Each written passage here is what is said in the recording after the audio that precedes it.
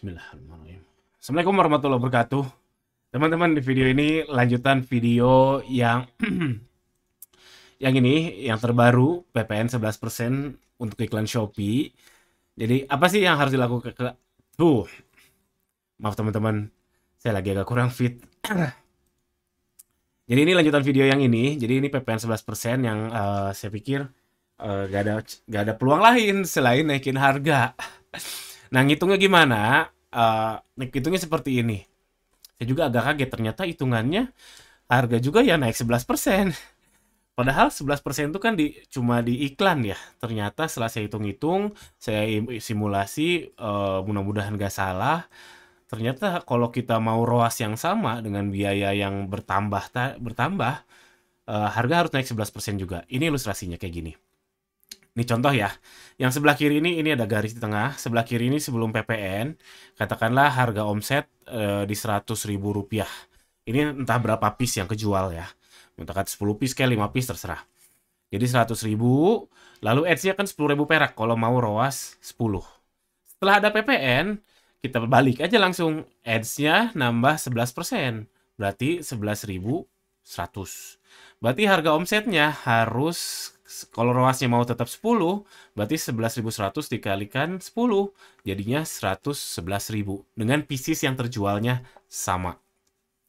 Atau misalkan kalau teman-teman ROAS teman-teman di 5 ya, 100.000 omsetnya, ads-nya 20.000, berarti ROAS-nya 5 karena 100 dibagi 25.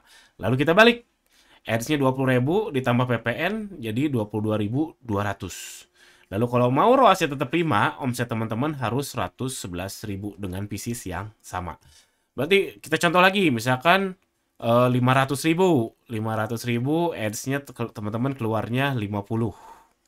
50.000 ROAS-nya berarti kan 10. 500.000 bagi 50. Lalu kita balik, ads-nya karena nambah PPN berarti 55.500. 55,5. Karena teman-teman mau ngejar tetap ROAS-nya di 10, berarti 55,5 dikalikan dengan 10, berarti Rp555.000. Itu dengan pieces yang sama, catatannya dengan pieces yang sama ya. Harga ternyata harus naik 11% juga. Ini lihat, ini harganya 100.000, 100.000, 500.000, 111.000, 111.000, 555.000. Itu dengan asumsi dengan pieces yang sama, harganya harus naik seperti tadi. Faktanya kan nggak gitu ya. Kalau kita naikin harga mungkin ROAS-nya akan turun karena orang mungkin jadi lihat kompetitor dan lain sebagainya. Tapi gimana, kita nggak punya pilihan lain. Beda halnya kalau misalkan kenaikan harganya, misalkan ada peningkatan apa di Shopee, kan ini enggak. Kita dipajakin ya kan, ya dipajakin aja, nggak ada peningkatan apa-apa dari akibat dipajakin iklan Shopee menjadi apa-apa, enggak, ya pajak aja.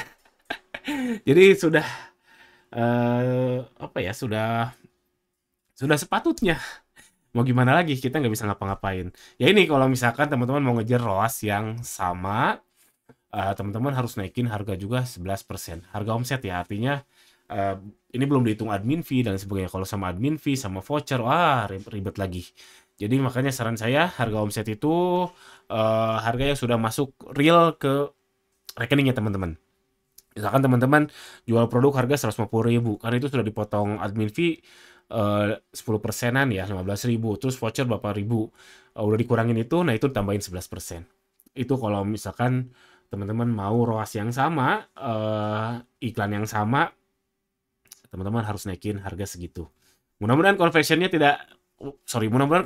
sama. Kalau conversion rate-nya sama alias stabil, insya Allah naikin harga tidak begitu bermasalah. Tapi yang kita takutkan, naik harga takut kompetitor. Apalagi sama Shopee, sama Lazada, sama Tokopedia, dibilang harga harus kompetitif. Jadi harga sangat erat dengan kompetitor. Membuat seller-seller jadi takut untuk naikin harga. Memang menyeramkan ya. Saya juga pernah mengalami naikin harga sedikit aja, langsung dipantau penjualan langsung turun drastis. Tapi nggak ada salahnya untuk dicoba daripada teman-teman terjebak di lingkaran setan. Karena mau gimana? Kalau teman-teman marginnya tipis, teman-teman juga tidak bisa inovasi produk, tidak bisa inovasi yang lain-lain, nggak bisa hire orang yang lebih bagus, nggak bisa ngasih kualitas yang lebih bagus. Teman-teman akan berputar terus di situ. Jadinya masuk lingkaran setan.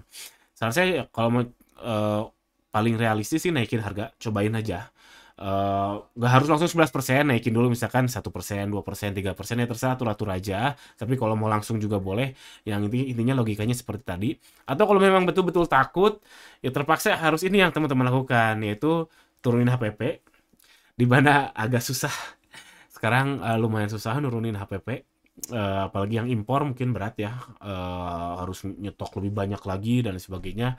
Atau turunin overhead yang tadinya misalkan apa ya, yang tadinya misalkan pulsa internet, nah misalkan pulsa internetnya asalnya 500.000 sebulan dikurangi jadi 400.000, turun derajat dan sebagainya, atau pindah kontrakan, atau ya kurangi apalah overhead selain HPP. Overhead itu ya kayak gaji, kayak operasional sehari-hari.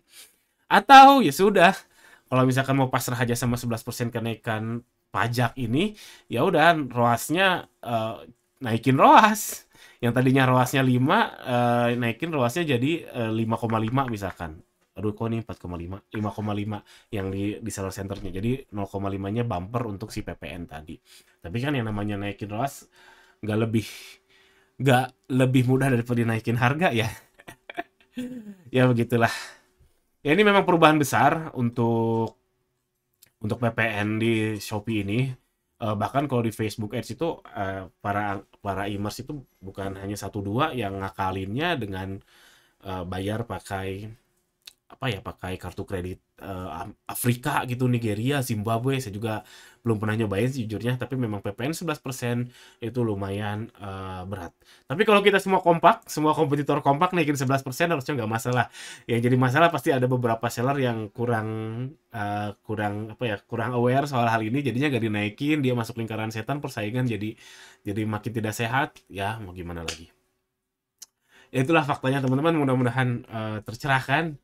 Saya juga agak menjelaskannya agak kurang ini karena saya lagi kurang enak badan juga. Doain saya tetap sehat, teman-teman juga semoga sehat selalu. Itu aja. Assalamualaikum warahmatullahi wabarakatuh.